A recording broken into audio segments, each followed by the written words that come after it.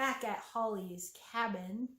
Cottage. I go with cottage and cabin. Yeah, it looks like a cabin to me. I know, but we've always referred to it as the cottage. So it is my rustic cottage. See, to me, cottage is something you find more at the shore or which is the Jersey version of the beach. See, if you're from Jersey, it's only ever the shore. It's only ever that. We would go to the shore. I've been to the Jersey Shore. You have mean seagulls. It's not mean seagulls. There are mean seagulls in Jersey. Lots of things in Jersey.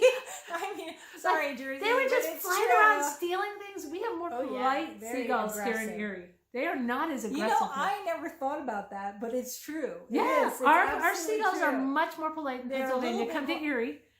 Because they're much more polite. I was shocked by the aggressiveness of Jersey seagulls. That's funny. I never thought about that. But anyway, all right. So we do have a question. We do have a question. We tangented first, and now we're back. Yeah. Now let's focus. This is a writerly question, and the question was: if there is only one point of view character, and that character is British, do you just use British words like dodgy, kip, and knackered, and keep the American spelling? Okay. So this is one of those things where this will be interesting. Well, and I think it's one of those questions that ultimately it's going to be whatever works for you and whatever is accessible to a reader. That being said, and it's not quite the same thing, but it's close. One of my earliest books, I had a character who was hearing impaired and used American Sign Language. If you don't know, American Sign Language is extreme. It's more different from English than you think. It's England not just English is from American English. It has a different syntax. It's got a whole different structure. Yeah. So my question became, when this character was conversing, how did I write her dialogue? Because it was in fact dialogue, even if it was all on her hands. Mm-hmm. Like, how do I do that? How do I do that so it's accessible to the reader? Right. And yet who may not know ASL. Right. Likely. But is not going to annoy somebody who does know ASL. So I wanted enough of it to be different that you're reminded that she's not speaking her dialogue. And yet I wanted it to be accessible enough so that readers wouldn't have a problem with it. And I would think that you'd have to find that same line with a character. Right.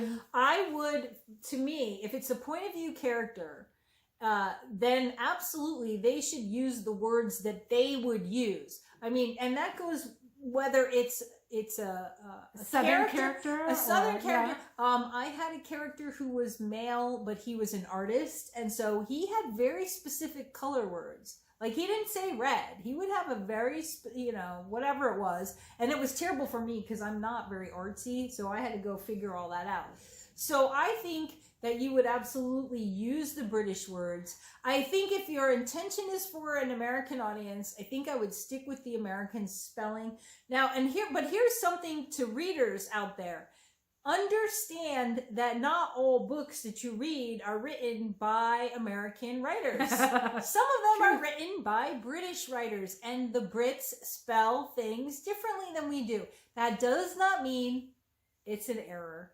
It's not an error. And too, I love that we've talked in other videos. I know we've discussed soda versus pop or regional things. Right. Again, different but the same kind of thing. Right. I have a lovely friend from England who I learned the word knackered, which just meant tired in my estimation. So that's what we thought. I went to a party and said to her I was knackered, and she said, very proper British lady, no. And it was Kate Walker. I don't know why I'm trying to avoid her name. I'll throw you under the bus, hey, Kate Walker. And she's like, you can't be knackered. That has a very sexual connotation that you're knackered after, And my husband we wouldn't know that as Americans. My husband was in Erie, and I was not. And so I could not be knackered. Kate's knackered. Because he would be, himself would be annoyed. Yeah. And so I'm like, I'm so sorry that I used it wrong. But then I started to think about it, and I knew I'd read it used not as sexual knackered, but as knackered as tired. Right. So I started asking questions. And another British friend said, no, she's wrong. We kept coming up with, Kate has a dirty, dirty mind. And so, no, you can just be knackered because you're tired. Right. And so we finally went to the Millsboone editors, and we the did. London editors. We did. Okay. We went to them and said, "Can I be knackered if my husband's in Erie?" And I am not. And I'm not with another man. I'm not doing that. And the consensus was that indeed I could be knackered if I was not in Erie and my husband was there. And so we did concur that Kate Walker has a dirty, dirty mind.